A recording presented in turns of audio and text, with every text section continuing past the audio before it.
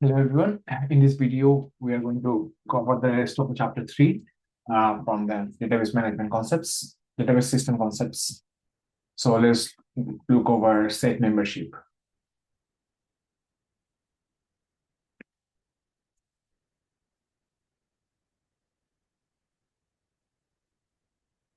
Set membership, here we have an example where find courses offered in fall 2017 and spring 2018. So we do this by nested query. Here we have select distinct course ID. Basically, there are two queries. This is the first query, and then we have another query combining this one. So this is called nested query, a query within a query. So what this does is find courses offered in fall 2017 and spring 2018. Also another query, find courses offered in fall 2017, but not in spring 2018. So there's an example of and there's an example of not. We have similar, so this does is select distinct course ID from section where semester is fall and year is 2017, and there is another condition and course ID in some other set. So what set? Select course ID from section where semester is spring and year is 2018. So select all the courses that is offered in 2018 spring and all the courses offered in fall 2017. But if for fall 2017, compare that if it was offered in spring 2018 as well. Only then we select those course IDs. So we can do this similar query with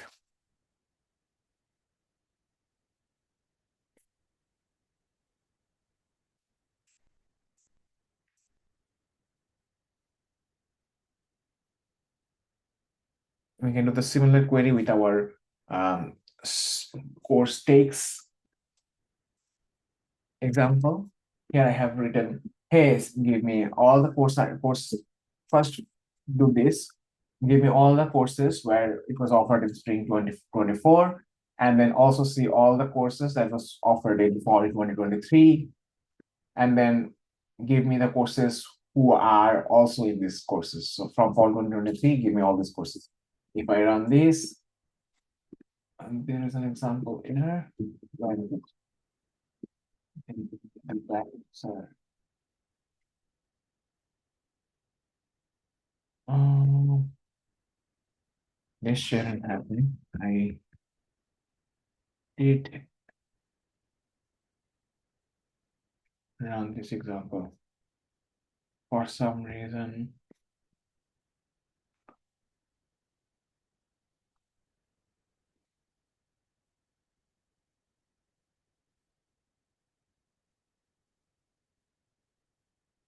I ran this example before. If I run again, okay, it's working now. So select all the course ID that from the text table that was offered in fall 2023, and this is an example of not in. Let's do the example with in. So also all the courses that was offered in spring 2024, and then only those select those courses that was in this list from fall 2023.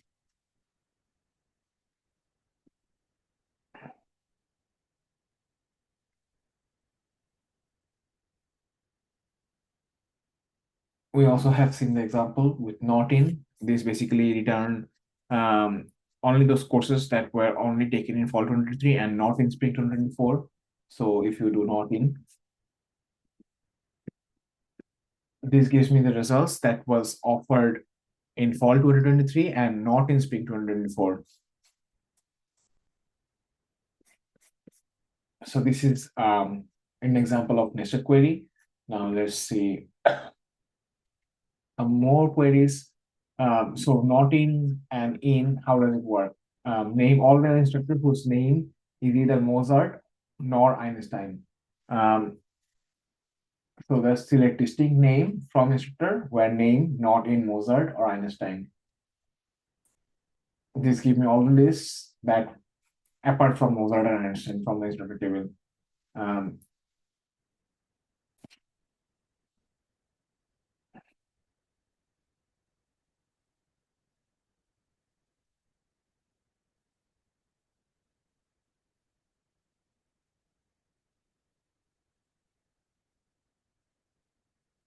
Similarly, find the total number of distinct students who have taken course section taught by the instructor with ID 10101. This, what it does is it first takes, gets all the courses from the teachers table where the teacher is 10101 instructor, and then from those lists it only takes the count of those courses, how many count is in there. We can do a similar query here. So what it does is from the text table, it picks up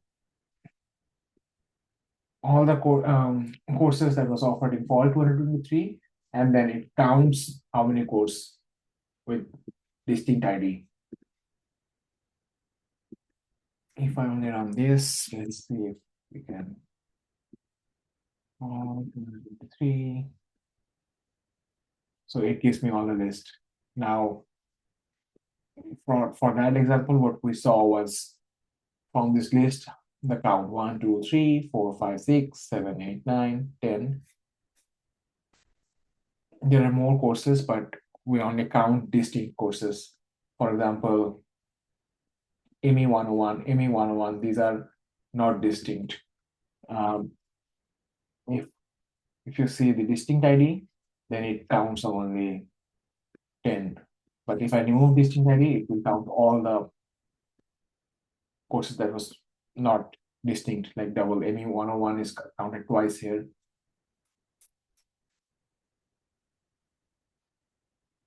We can also simplify this query. For example, this query is also this query can also be simplified. Similarly, this query can also be simplified. We can just write a short query like this. Hey, give me all the instead of nested query, because hey, give me all the courses that from the text table where semester was fall and year was 2023, and count the distinct IDs. So it gives me then the same thing, just count IDs. It gives me 14.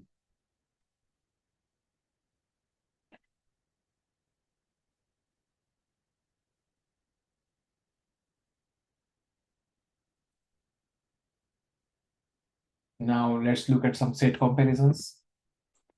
Here, set comparison sum clause. Find names of instructors with salary greater than that of some at least one instructor in the biology department. So it does what it does is does a self join.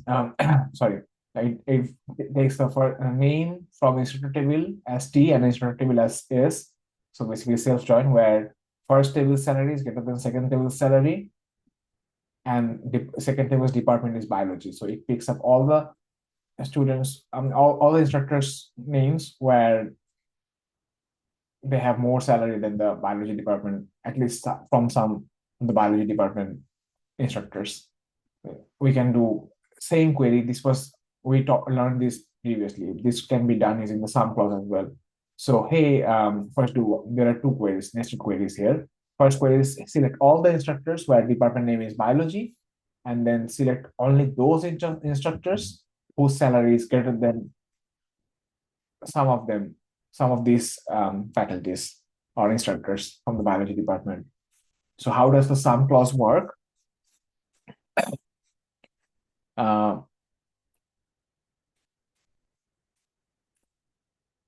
so some clause works in SQL and how it compares values against a set of result from a subquery. The idea behind the sum clause is that it returns true if at least one of the values in the set satisfied and the comparison condition. So in SQL, you can think of some like this. If sum R is true if there exists at least one value in T, one value in R such that this clause F comp T, where comparison can be less than or equal to, greater than or equal to, or not equal to. So if we sum up, if comparison sum R is true if there is exists at least one value t in R such that f comp t, where the comparison can be any of this. So if we look at some examples, um, example one, let's say 5 less than sum, and then we have a table. What will this return? This will return true if there is at least one value in the t table, in the table that is greater than 5. So we have one value here, 5, 6 that is greater than 5. So this will return as true. Example 2, 5 equal. Example 2 here, 5 less than sum. We don't have anything greater than 5. So this returns false. 5 equals to sum. Here we have one value that is equals to 5. So this checks if there is at least one value in the table that is equal to 5. If so, then return true. In this case, it is returning true because we have one value that is equals to 5. And then 5 not equals to sum. This will return true if there is at least one value in the table that is not equal to 5. In this case, not equal to sum clause is equivalent to not in. So we have some value that is not equal to 5, that is 0. So it is true since 0 is not equal to 5.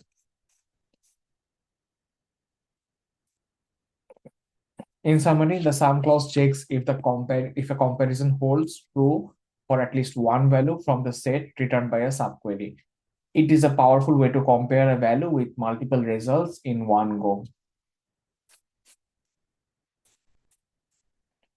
So let's look at this all clause. Find the name of all instructors whose salary is greater than the salary of all instructor in the biology department.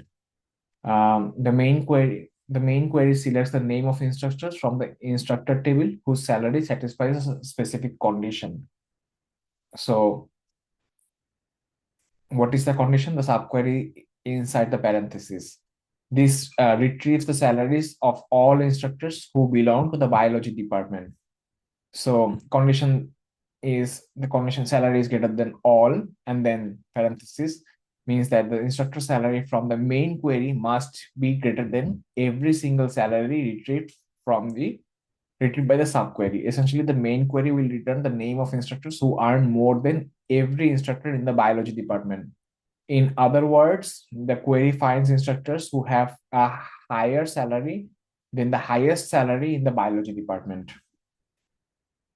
If you imagine there are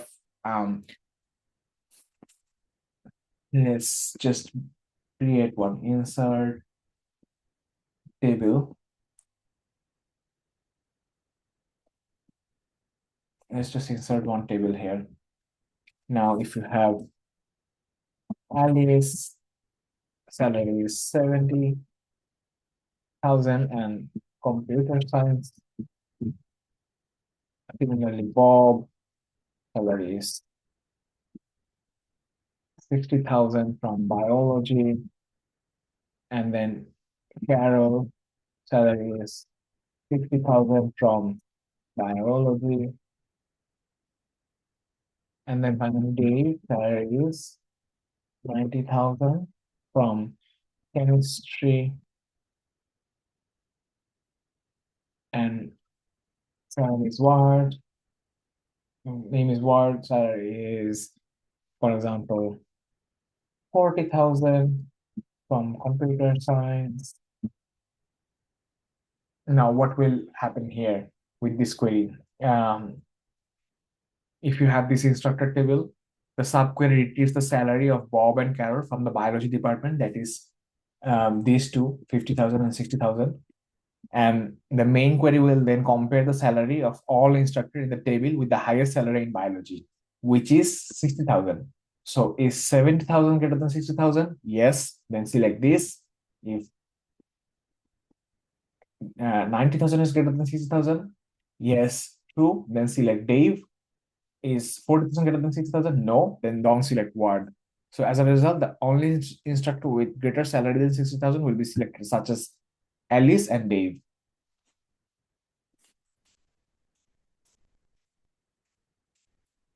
So that is the all clause.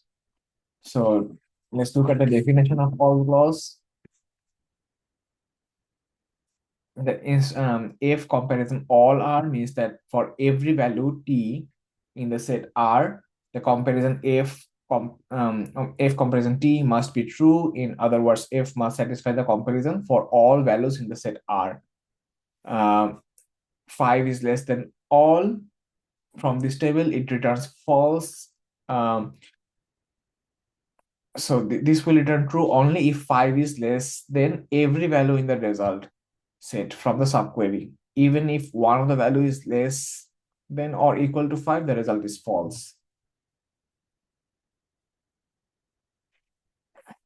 Example 2, 5 equals to all, then the table, the query checks if 5 is equal to every value in the result set. It only returns true if every single value in the subquery is exactly 5.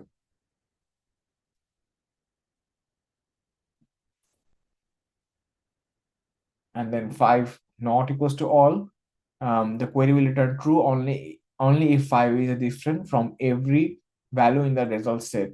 It behaves like not in. If any value equals 5, the result is false.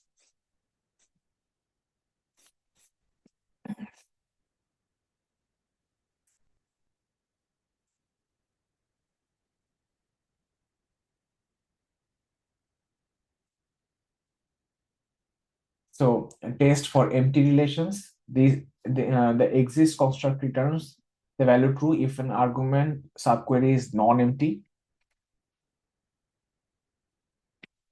What does exist do? The exist construct checks if the result of a subquery contains any rows at all. If the subquery returns one or more row, the exist condition values to true.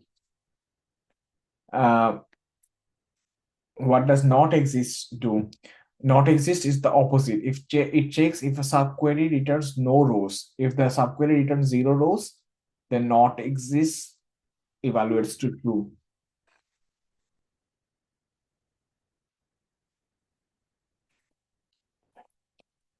You use exist when you want to check if a related record exists, and you use not exist when you want to check that no related record exists.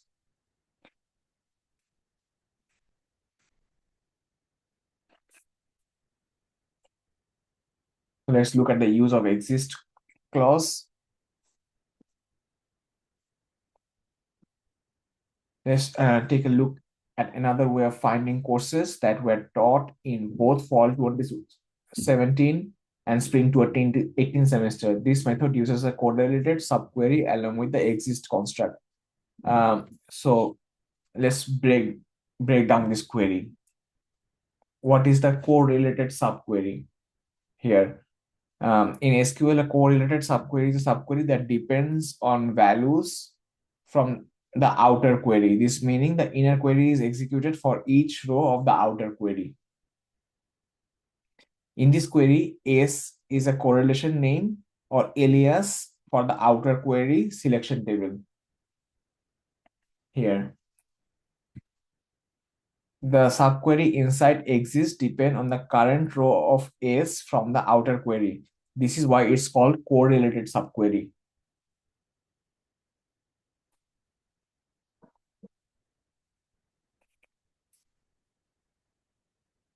The outer query is looking for courses in the fall 2017 semester. Uh,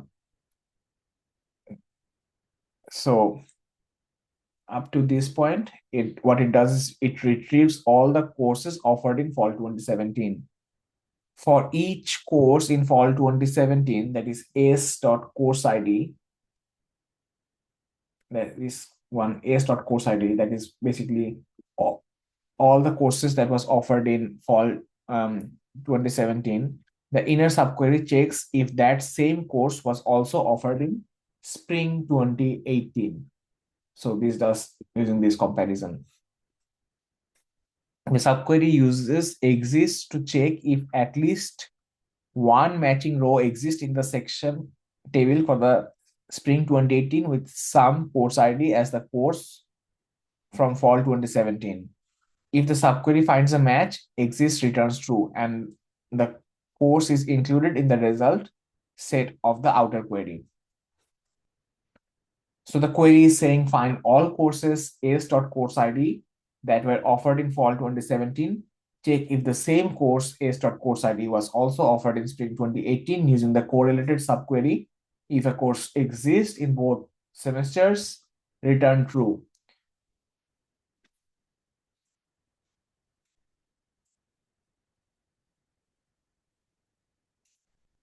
Now let's look at this not exists clause use case. This query finds students who have taken all the courses offered by the biology department. This query uses both correlated subqueries and the except operator.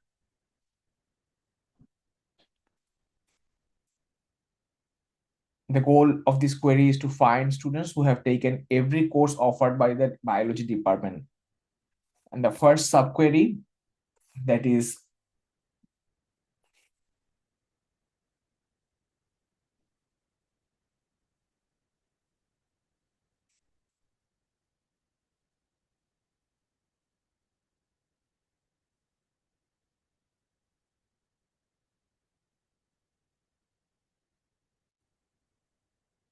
this one, the first subquery. There are two subqueries. Let's look at the first subquery. Select course ID from course where department name equals to biology. The subquery selects all the course ID values of courses offered by the biology department. So it retrieves a list of all courses that belong to the department biology. And the second subquery, what it does is the subquery retrieves all the courses that a particular student has taken. The outer query gives the student's ID, s.id, and the inner query checks the takes table for courses that the student has enrolled in, that is t.id. Except, so what does this except clause is doing? The key part of this query is the except clause. The except operator returns all courses from the biology department that the student has not taken. If there are no courses left in the except operation, meaning the student has taken all the biology courses, then the except operation returns an empty set. If the student has not taken at least one course from the biology department, except will return those unmatched courses. So not exists, what it does, how it comes into the play. The not exist checks whether the result of the except operation is empty. If the except result is empty, it means that the student has taken all the biology courses and the condition evaluates to true for the student. If the result is not empty, it means the student is missing some biology courses and the condition evaluates to false for that student. So in summary, the outer query looks at each student in the student table. For each student, the query checks if there are any biology courses that the student has not taken by using the except clause. If there are no biology courses left, meaning the student took them all, the not exist clause returns true and the student is included in the result.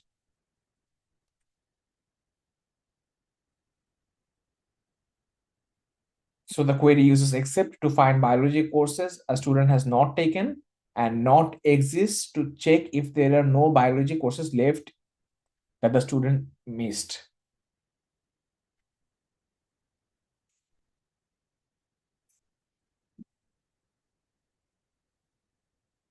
Test for absence of duplicate tuples.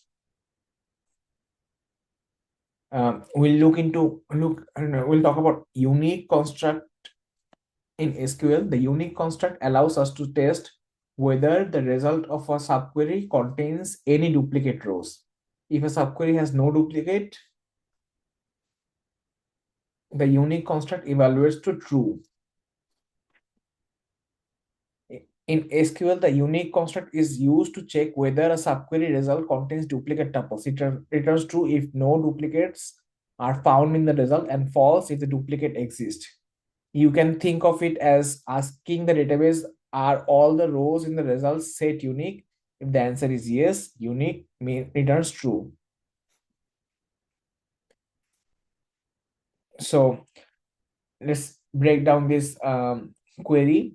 The main query, select t.course id from course st, this part.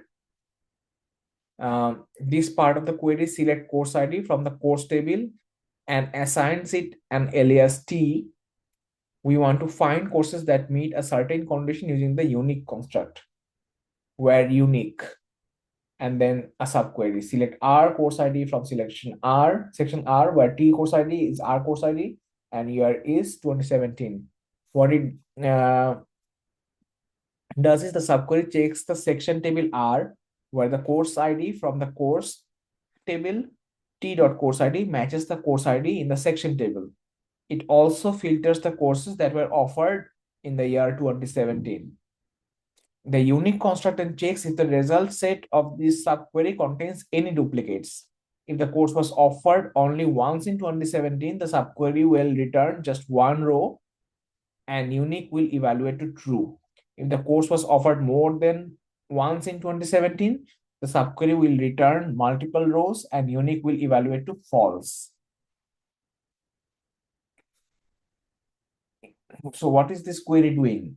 In simple terms, the query is asking find all courses that were offered at most since the year 2017. The unique construct checks whether each course appears only once in the section table for the year 2017. So let's look at one example. I have created one sample table here. If I copy this, what happens?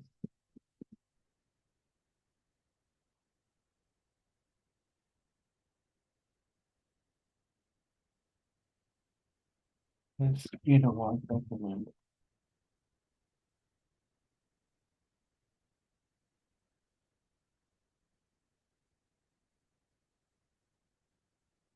Or let me open a Word document here.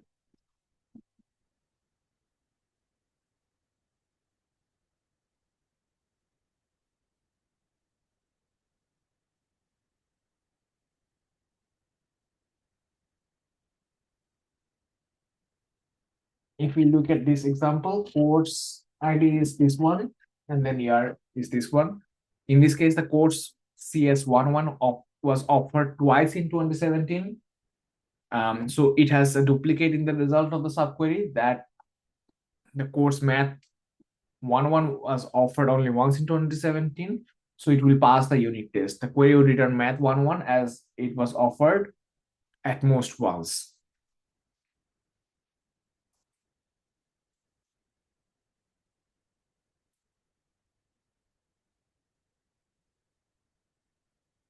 Now, let's look at subqueries in the from clause.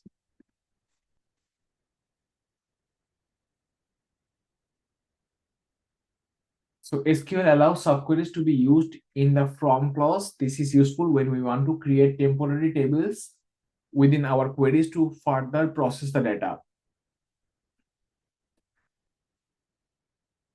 A subquery in the from clause is like creating a temporary table that we can query from. Instead of using a table directly, we use the result from another query as our table.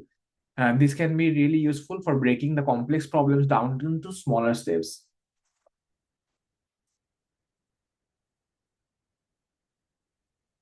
So let's go through an example where we want to find the average salaries of instructors in each department. Then we will filter department where the average salary is greater than $42,000.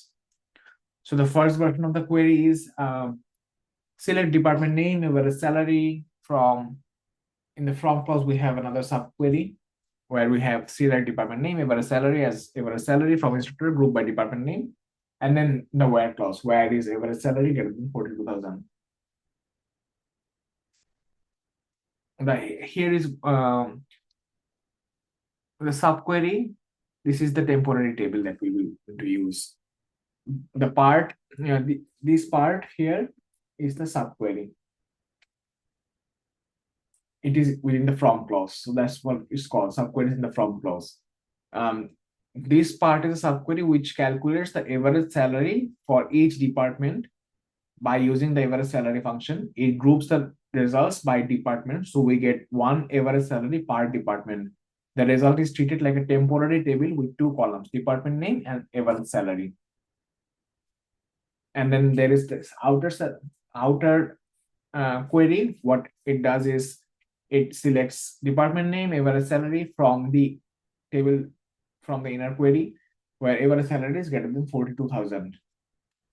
The outer query selects the department name and average salaries from the subquery that is temporary table, and then applies a filter to find only those departments where the average salary is greater than 42,000, using where clause here. Average salary is greater than 42,000. No, we do not use the having clause here, because we are already calculated. We have already calculated the averages in the subquery and can now use the where directly. Now, another way to write this is this one at the bottom here.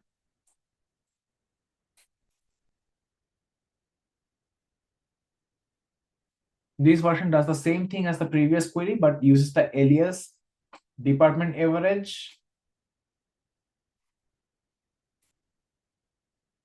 here, department average, department name, and average salary to explicitly define the structure of the temporary table created by the subquery.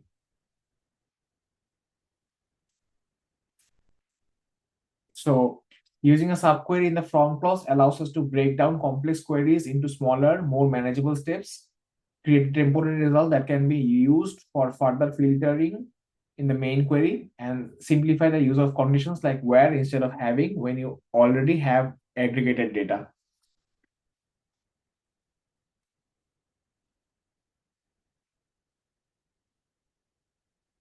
Now let's look over the with clause in SQL, which provides a way to define a temporary relation. This temporary relation or common table expression CTE can only be used within the query that defines it. Let's break down how it works with real world example. The with clause allows you to create a temporary table or relation that exists only for the duration of single query. This is particularly useful when you have a subquery that you want to reference multiple times within the query, or you want to break down complex queries into more readable pieces. So find the department with the maximum budget. This is our query. If we want to break down this query, define the temporary relation using with.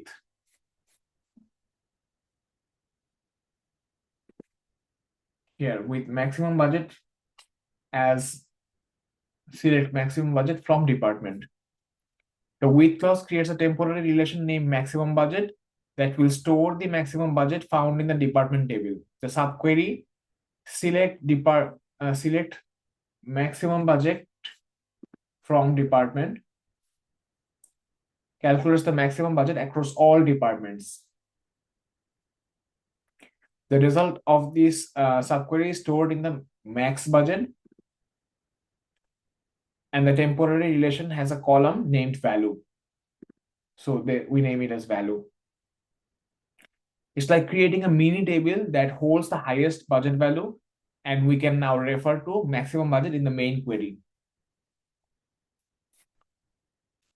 So the main query is select department name from department and maximum budget. So this is my other table, maximum budget, where department budget equals to max budget dot value.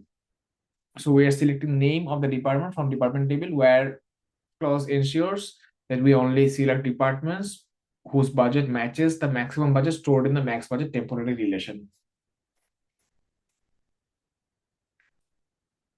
Using the with clause here allows us to first calculate the maximum budget in a subquery, then refer to the result of the subquery as max budget in the main query. This makes the query more readable and breaks down the potentially complex calculations in two simpler steps. First is find the maximum budget, and second is use that value to filter the department.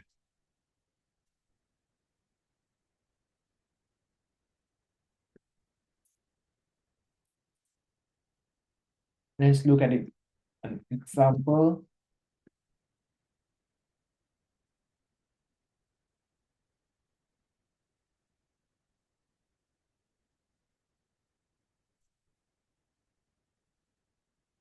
is now we have one table here, name and budget. So computer science is the department name, and this is the budget. Biology is the department name, this is the budget. Chemistry is the department name, and this is the budget. This is one example table. The subquery inside the with clause calculates the maximum budget, which is this one, 80,000. Then the main query finds which department has this budget, and the result will be just biology. This will be the result only.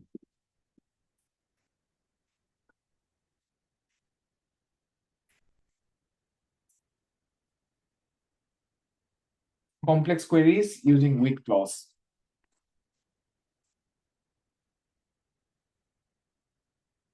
The with clause in SQL to find departments where the total salary is greater than the average total salary across all departments. The goal of this query is to first calculate the total salary for each department, then calculate the average of these total salaries, finally return the names of the departments whose total salary is greater than this average. So this is the full query. Step one is to calculate total salary for each department.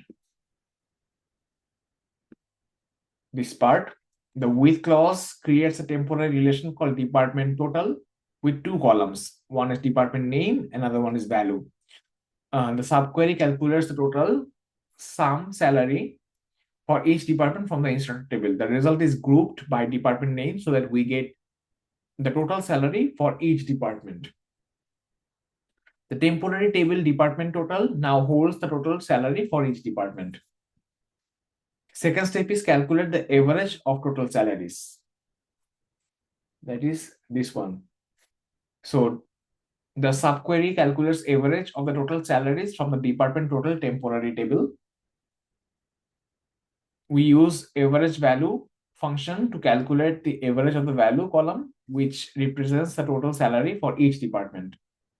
Now, department total average contains a single value, the average total salary across all departments. Finally, select departments with total salary greater than the average. This part is done using this part of the query. The main query selects the department name from the department total table, our first temporary relation, and where clause compares total salary, that is department total dot value for each department to the average total salary stored in the department total average dot value. If a department total salary is greater than average, the department name is returned. Now let's break this complex query down.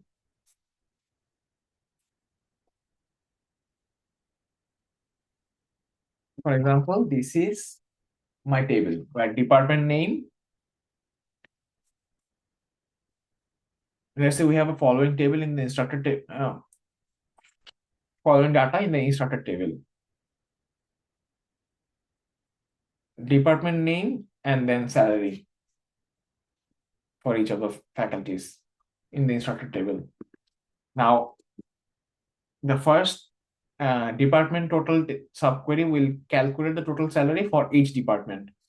That is, if we run that part, department total, we will get a table like, so department total, we will get a table like this one.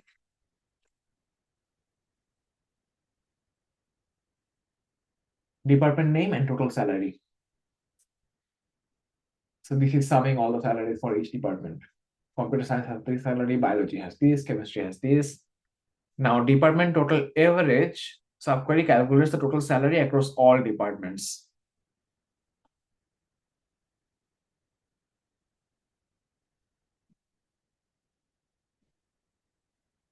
And then finally, the main query selects the department what the total salary is greater than my average. So average total salary will be um, this one plus this one plus this one divided by 3. That is equals to, if we have average salary, this is going to be amount to this. Combining all, adding all this divided by 3. Now, this is my average salary. Finally, the main query selects the departments where the total salary is greater than average salary. So that is basically not chemistry. Chemistry has average total salary 70,000, but these two, biology and computer science, these two will be selected.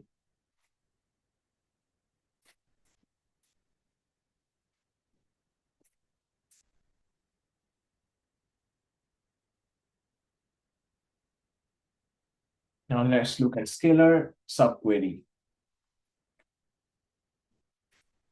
A scalar subquery is a type of subquery that returns exactly one value. These subqueries are used in places where a single value is expected, like in a select clause or a where clause. Let's break down an example together.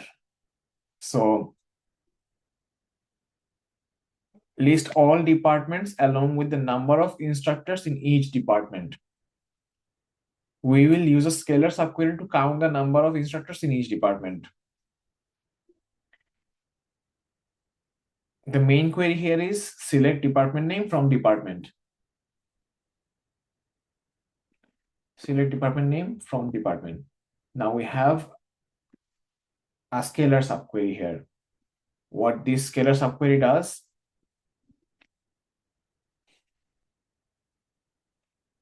in the main query, we are selecting the department name from the department table. For each department, we want to also show the number of instructors which we will get using a scalar subquery.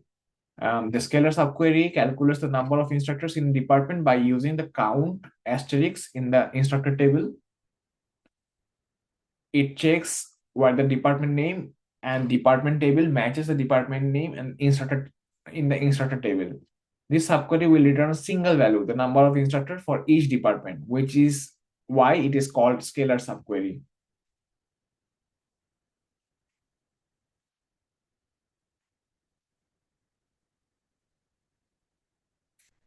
So if I select all these, of this, now let's do this.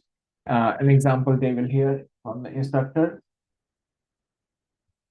Department name is computer science and instructor is Alice. We did the projection with the department name and instructor name only. Computer science Bob, biology Carol, chemistry Dave, chemistry Emma. The scalar subquery for computer science would return 2 since there are 2 instructors in the computer science department. The subquery for biology would return 1 since there are only 1 instructor. Subquery for chemistry would return 2.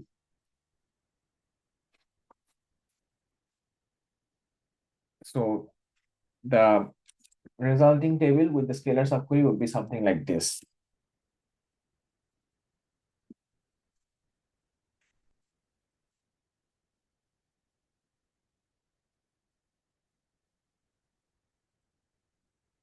Now let's look into modification of database, that is deletion of tuples from given relation, insertion of new tuples into a given relation, and updating values of some tuples in the given relation. Insertion we have already seen, but we will see it again in this slide. So the deletion. Deleting records is a critical part of database management when we need to remove data that is no longer needed. If we want to delete all instructors, we say delete from instructor, and we don't give any clause like where or something like that. So all the instructor data will be deleted. This is the simplest deletion query. It removes all rows in the instructor table, meaning every record of instructors will be deleted. There is no where clause, so all rows are affected. After running this query, the instructor table will be empty, but the table itself will still exist. Deleting instructors from a specific department, for example, finance. So delete from instructor where department name equals to finance. In this query, we are being more specific. We want to delete only the instructors who belong to the finance department. The where clause restricts the deletion to instructors where the department name is finance. This means the only rows where department name is to finance will be removed, All other instructors in the other departments will remain in the table. Now let's do one more. Delete instructors associated with the department in a specific building, that is Watson. This query is a bit more advanced because it involves a subquery to determine which rows to delete. Here's how it works. The subquery is selecting doing this. Select this subquery selects all department name values from the department table where the building is Watson. It returns a list of department names located in the Watson building. And then the main query deletes all instructors where the department name is in the list of department names returned in the subquery. The in operator allows us to compare department name values in the instructor table with the values returned by subquery.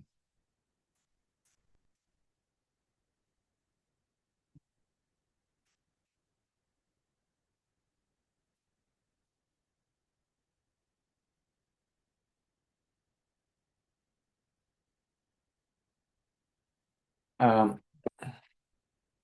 let's talk about this scenario where we need to delete all instructors whose salary is less than the average salary of all instructors. While this seems straightforward, there's an important detail we need to pay attention to. The initial problem deleting based on average salary. This query is meant to delete all instructors whose salary is less than the average salary of all instructors. The subquery select average salary from instructor calculates the average salary of all instructors. The outer query deletes all rows where the salary is less than the calculated average. However, there's a problem here. Average salary changes as rows are deleted. The issue is that as we delete rows from the instructor table, the average salary itself changes. Imagine this: when the first few rows are deleted, the overall average salary increases because the lower salaries are being removed.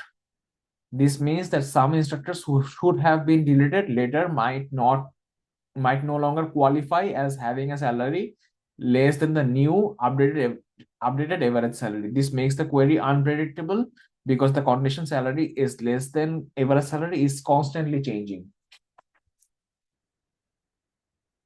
The solution is to pre-compute the average salary. First, compute the average salary. Next, find all instructors whose salary is less than the pre-computed average.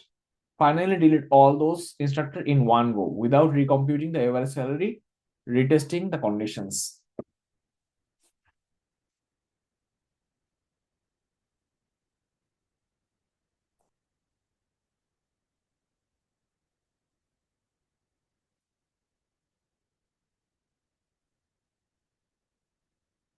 Now let's look into insertions. Insertions we have already seen. Insert into course with these values, or you can insert into course and then you give all the column name and then the values, and add new tuple to the student with total credit set to null. So we can also have insertion operations with null values.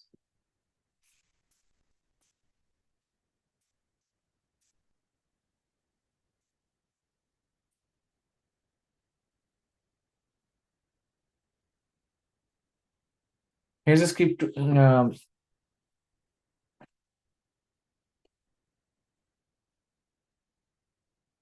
So inserting data from one table into another using insert into select.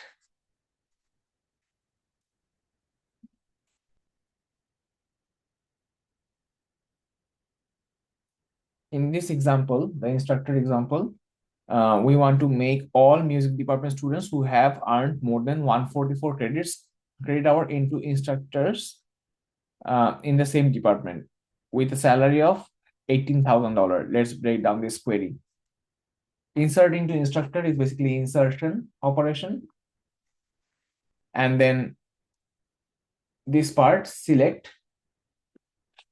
This part, what it does is here selecting values for the student table, ID, name, department name, and 18,000.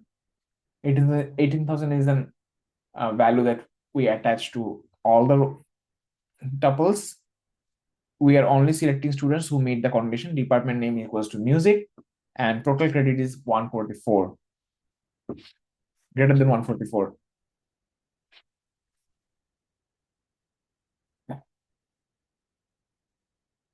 So this will add everything into the instructor table, the students with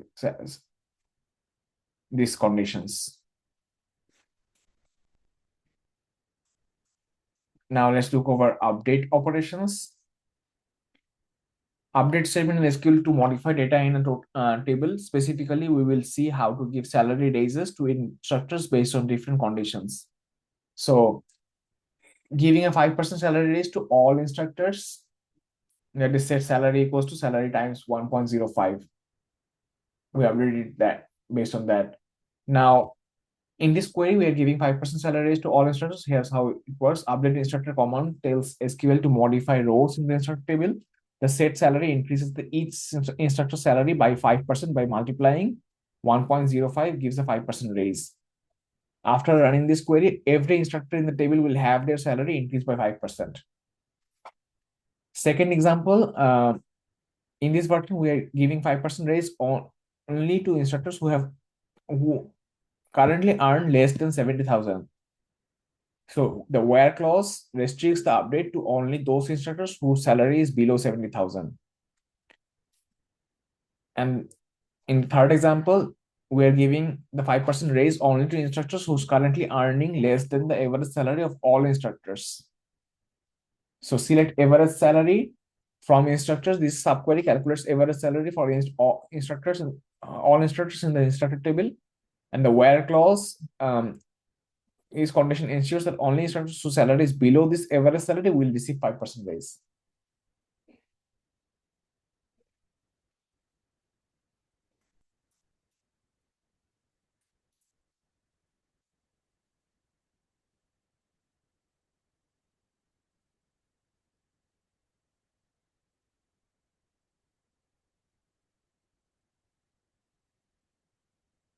So apply different salary raises to instructor based on their current salary. We will first use two separate update statements and see why the order of these updates is important.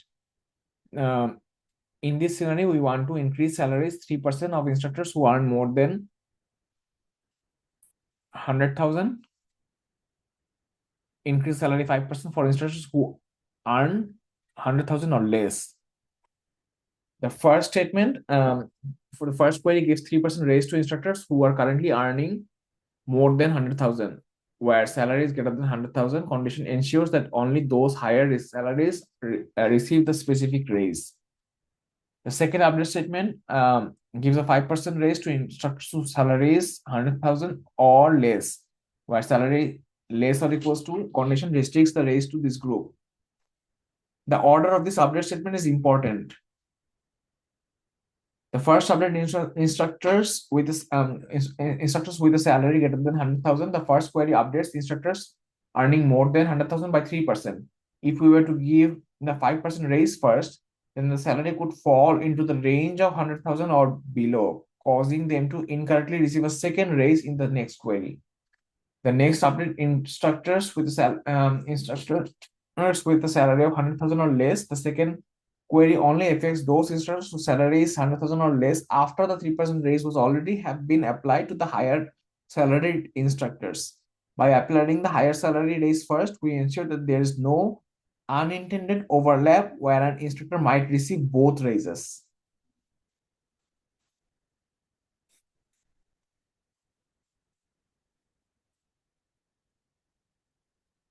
Let's look over the case statement. Case statement in SQL to apply different salary raises in single query. This allows us to efficiently update salaries based on different conditions. This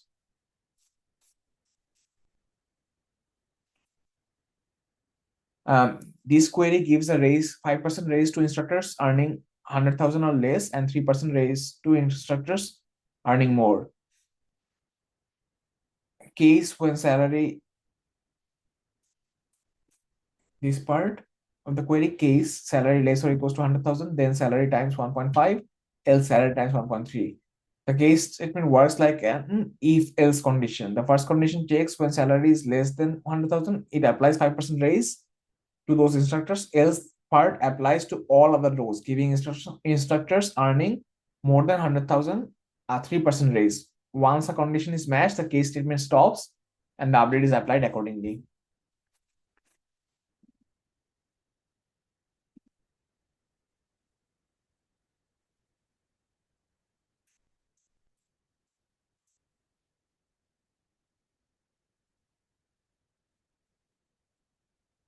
Finally, updates with scalar subqueries. We'll talk about how to recompute the update with total credits for students based on courses they have completed.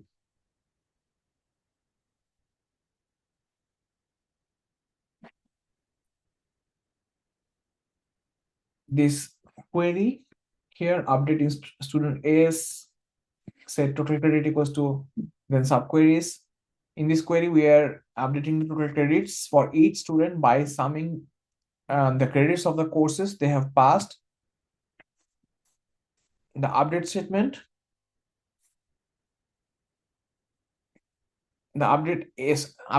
is part of the query tells SQL that we are updating the student table, which we have aliased as S. The set total credit equals to part updates total credit column for each student. The subquery inside the parentheses calculates the total credits for each student by summing the credits of the courses they have taken. The subquery logics. This is the subquery.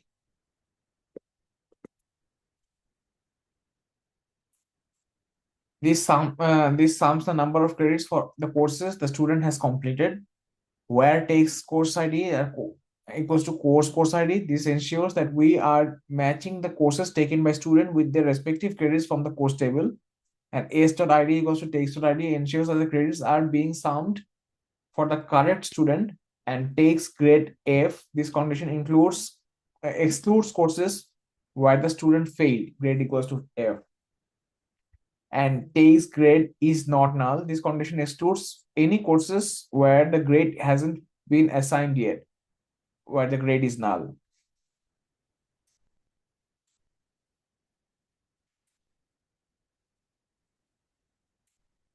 So this is it.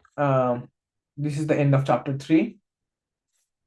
If you have any questions, just email me and we can meet in Zoom to clear any confusion that you have. Thank you.